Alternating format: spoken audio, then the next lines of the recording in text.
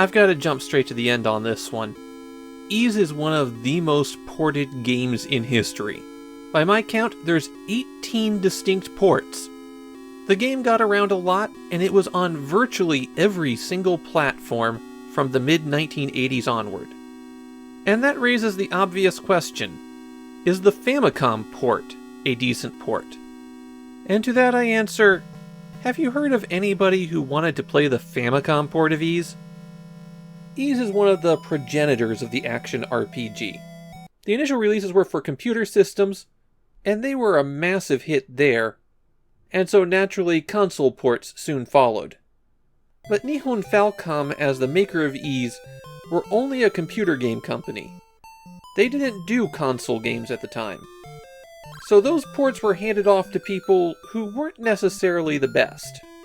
And in the case of the Famicom version, it was Advanced Communications Company, the developers of Photon and Homaga Toki, better known as Dr. Jekyll and Mr. Hyde.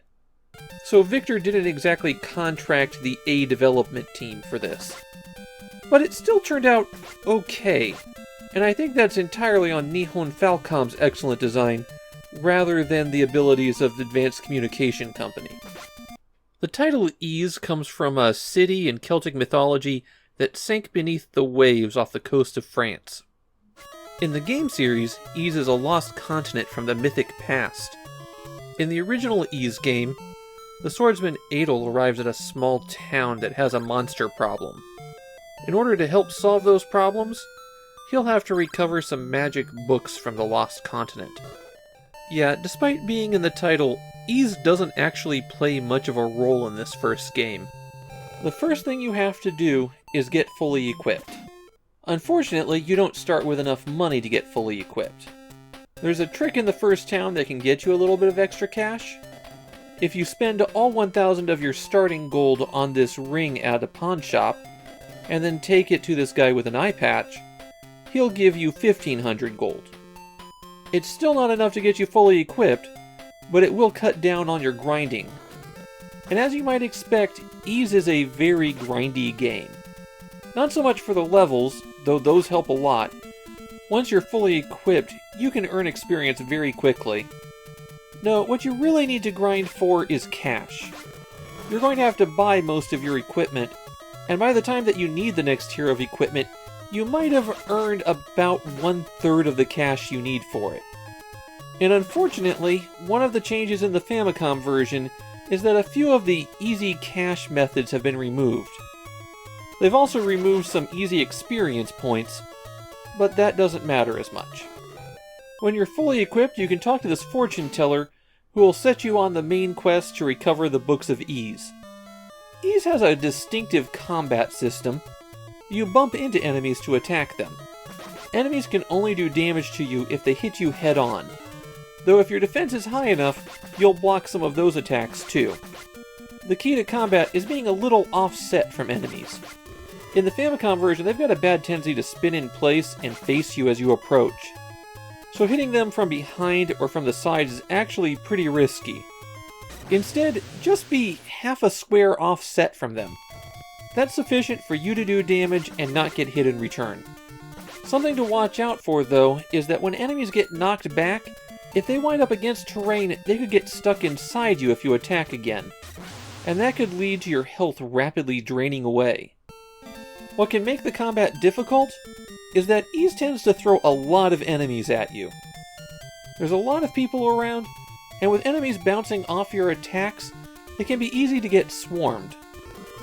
Ys also has a distinctive way to recover health. While you can pay to get healed, it's pretty expensive. Instead, stand in place, and you recover about a hit point every half second. When you finally do have some money to throw around, you could always buy healing herbs, but when you're starting out, you're gonna have to rely on that. A very convenient feature of Ys is the battery save. You can save from this menu that you access by hitting select at any time. So use it early and use it often.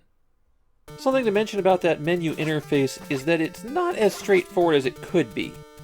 To equip items, you have to bring up the menu by pressing select, then press A to look at the equipment for that inventory slot, Then press down to activate the cursor that will let you equip things.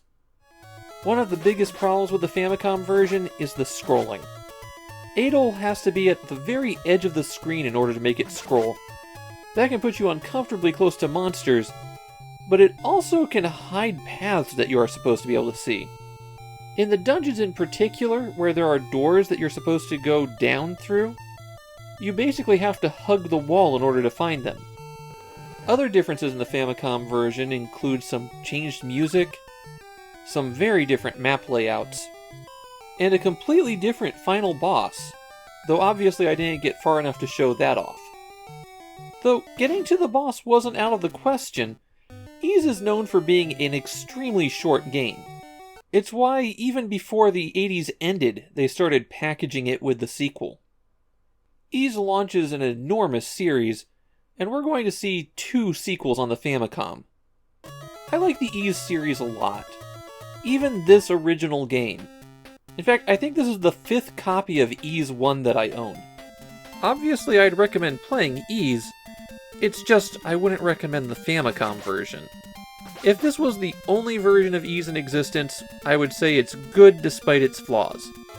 But there's 17 other versions of this game out there, and I'd play any of those before the Famicom version. It's a good game that happens to be a port of a great game, so why not play one of the great versions?